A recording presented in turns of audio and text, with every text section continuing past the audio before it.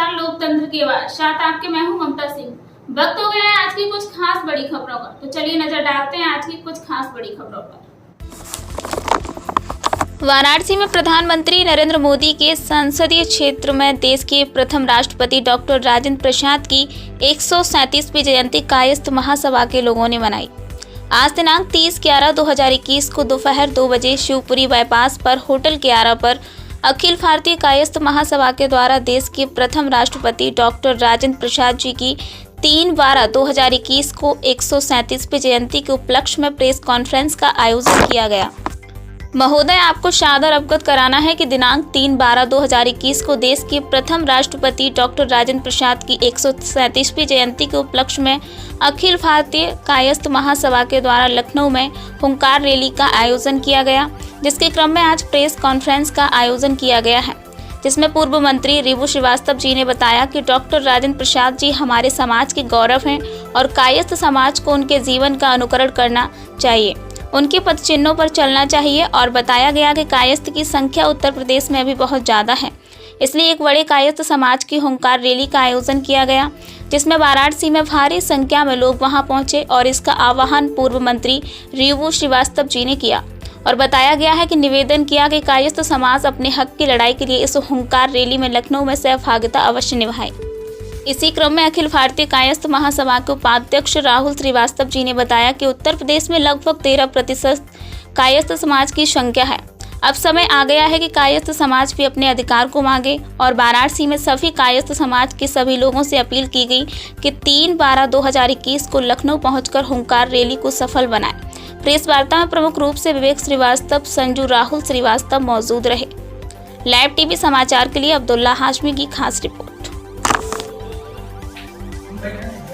जी ma'am, इस संदर्भ में प्रेस कॉन्फ्रेंस मतलब किया गया है।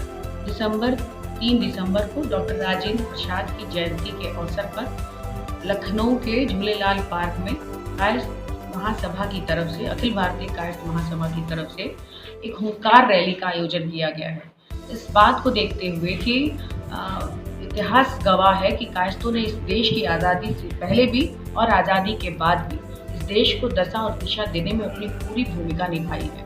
हम आज़ादी के पहले स्वामी विवेकानंद की बात करें, हम सुभाष चंद्र बोस की बात करें, गणेश विद्यार्थी की बात करें, तमाम ऐसी फेरिस्ट है जो देश की आज़ादी में अपनी महत्वपूर्ण भूमिका निभाई और देश की आज़ादी के बाद भी जयशंकर प्रसाद जी हों चाहे डॉक्टर राजेंद्र प्रसाद जी हों, इन लोगों ने देश को एक सही दिशा देने में, आज़ादी के बाद जब देश बहुत तरह की परेशानियों से ग्रस्त था, बहुत तरह की उलझने थी हमारे उस समय के नेताओं के दिल दिमाग में, उस समय इस देश को सही दिशा देने में जो अपना योगदान दिया। लेकिन आज की राजनीति में जो भीड़ तंत्र पे पूरी तरह से बेस्ड है, हम जब तक अपनी भीड़ नहीं दिखाएंगे, हम अपनी एकता नहीं दिखाएंगे, हम अपनी एकजुटता नहीं दिखाएंगे, तब तक हमारा इस राजनीतिक परिदृश्य पे हमारी ये क्षमताओं को कम करके आंका जाता है। और ये ज़रूरी है कि जिस तरह से हम इस देश को दिशा देने के लिए हमने जातिवाद की बात नहीं की, हमने धर्म की बात नहीं की, हम इससे ऊपर उठ करके हमेशा से अपने बच्चों को पढ़ाने लिखाने में, संस्कार देने में हमारी भूमिका, हमारा ध्यान उधर ज़्यादा रहा। थोड़ा हम राजनीति से कट गए। इसका ये मतलब हो गया कि जातिवाद, धर्मवाद करने वाले लोगों ने आज इस देश पे कब्जा करके रखा है।